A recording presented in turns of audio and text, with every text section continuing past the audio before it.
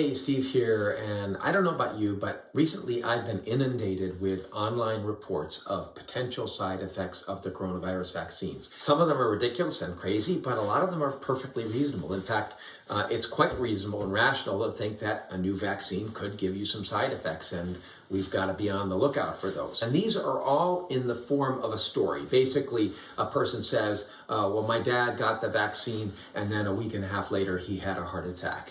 And these are the stories that we see online, and they're real stories. They're really, truly valid. And there's even a name for them in scientific evidence. They're actually considered a form of scientific evidence, namely anecdotal evidence. Anecdotal evidence is a real form of scientific evidence. You see it in the journals all the time.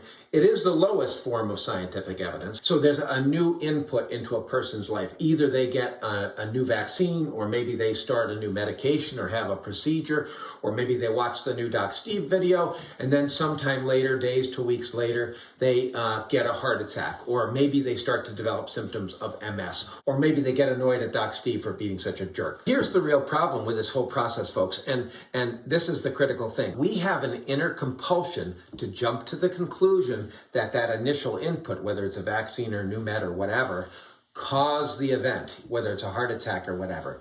We have an inner compulsion to jump to that conclusion, and it's made all the much stronger when we can look online and find out, oh my goodness, a bunch of other people had the same input, like the same vaccine, and had the same output. And unfortunately, even though anecdotal evidence is real scientific evidence, they're the lowest form of scientific evidence. Most of the time in medicine, even case series of the same initial input and the same event, most of the time those do not pan out to represent a causal relationship. You know, the only function of anecdotal evidence in medicine is to trigger somebody saying, oh, that's interesting. We should take a look at that and do some analysis. And until that analysis has been done, you're going to get yourself into trouble if you jump to the conclusion of a causal relationship there. So why is it that anecdotal evidence doesn't usually pan out to represent a true causal relationship? Well, I want to refer you all back to the second vaccine video I did, the one on the VAERS system. And in that video, you'll recall that I came up with a number of 50,000 to 150,000 people who died in the first 4 months of this year of completely natural causes, whatever they were going to die of, within 2 weeks of having gotten a vaccine. I have to tell you, that was an astounding number to me. I recalculated it 5 times to make sure I got it right. But you have to realize that if every one of those 150,000 or so people who died jumped to the conclusion that they died from the vaccine. Hey, Steve, dead people are pretty much done with jumping to conclusions about anything. Oh, right. Sorry. If everyone that was close to them jumped to the conclusion that they died from the vaccine, every single one of those people would have been mistaken. So just as people die all the time within 2 weeks of a vaccine without it having anything to do with the vaccine, people develop symptoms of MS all the time within 2 weeks of a vaccine without it having anything to do with the vaccine. People have heart attacks all the time within 2 weeks of a vaccine without it having anything to do with the vaccine. You know, it's not like these can't be side effects of the vaccine. I mean, really, anything could be a side effect of the vaccine. But the point is, you're going to get yourself into a lot of trouble if you jump to the conclusion about a certain event being a side effect of the vaccine until the people who can analyze the data and figure it out get the data and analyze it. Before I talk about what I think is the best way for us to internally handle these reports of potential events after a vaccine, I want to talk real quick about why it's so compelling, because I think it's universally compelling to look at this kind of evidence and kind of assume a cause there.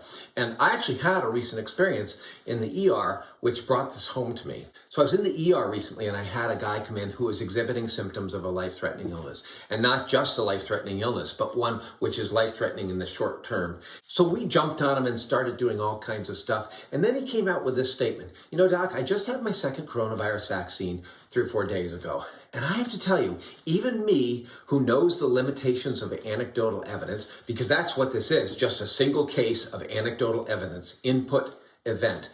Even me, knowing the limitations of anecdotal evidence, I found myself drawn incredibly strongly to the conclusion, oh my goodness, the shot caused this illness, because he didn't have any other risk factors. And it took a tremendous amount of intellectual energy for me to pull myself back from that conclusion. So I found that this is kind of a compulsion, even in me, to kind of jump to that conclusion. And it kind of opened my eyes and gave me a little bit more perspective on people who do that. I think this is what's behind a lot of the anti-vaxxer movement, which I prefer to call vaccine skeptic, a little less pejorative. And I've had the pleasure to actually talk to some people who are in the vaccine skeptic movement in the ER, and I found they're not stupid, they're not evil. I used to think they're a lot less scientific than most of us, but given my recent experience, at least in terms of the natural reaction, not sure they're that much less scientific than most of us. So why is it so compelling? Well, it's so compelling because none of us make our decisions day to day based on scientific evidence. We live in a cause and effect world. That's pretty much everything we know. It's everything we base our daily lives on. Nobody gets up in the morning and says, well, after an exhaustive review of the scientific literature and after careful empiric measurement, I have decided that I'm going to get my hair cut today. We don't do that. Nobody does that. I don't get my hair cut until the nurses in the ER tell me there's a bird nesting in it. We live and breathe action, reaction, cause, and effect. Bird nesting in your hair, get your hair cut, dude. We make our decisions based on cause and effect. We think in terms of cause and effect, and when we don't see an immediate cause, we tend to find one. And that's what I think happens here. So this has given me some perspective and understanding as to why people, whether they're full-fledged vaccine skeptics or people who just read something online that gets them worried, why they latch on to an event as being possibly or probably caused by the vaccine, because I've actually experienced it myself. So how should we handle these reported events that happen after a vaccine? Well, I think there's three things we need to do. First of all, and this should be fairly reassuring to people, I want to refer everyone back to the first video I did on the vaccines, the one about emergency authorization. And I want to remind you that I pointed out in those videos that each one of these vaccines that's been approved in this country went through a placebo-controlled study with tens of thousands of participants, which means that tens of thousands of people got the vaccine and tens of thousands of them got just a placebo shot, a saline shot in the arm. And I want to remind you that there was no difference in severe side effects between the two groups. And what that means is that you can know for sure that if there's an event that's being reported now that's possible side effect of the vaccine that didn't show up in that initial study with a difference, you can know for sure that that event, if it is a real side effect, is not going to happen any more than one in tens of thousands of shots. 1 in 20,000 for the Johnson & Johnson, 1 in 40 to 50,000 for the other two vaccines. You can know that for sure because, as I said before, anecdotal evidence is the lowest form of scientific evidence. A placebo-controlled study is the highest form, and it definitely takes precedence over any anecdotal evidence you're ever going to find. So that should be somewhat reassuring for us. Second thing you can do, and this is a really good thing, especially if you've experienced something or a friend has experienced something after the vaccine, is report it to the Vaccine Adverse Events Reporting System. That's the system that we have set in place for figuring out those rare side effects that don't show up in the initial studies. And I'm very encouraged that that system has already picked up a couple, 2, 3 very rare side effects that's even caused a handful of deaths. It's very encouraging to me that they picked up those extremely rare side effects, but that's something practical you can do that would be very helpful to the people trying to figure this out. So folks, the third thing we need to do, and I got to tell you right now, folks, this is the hard part.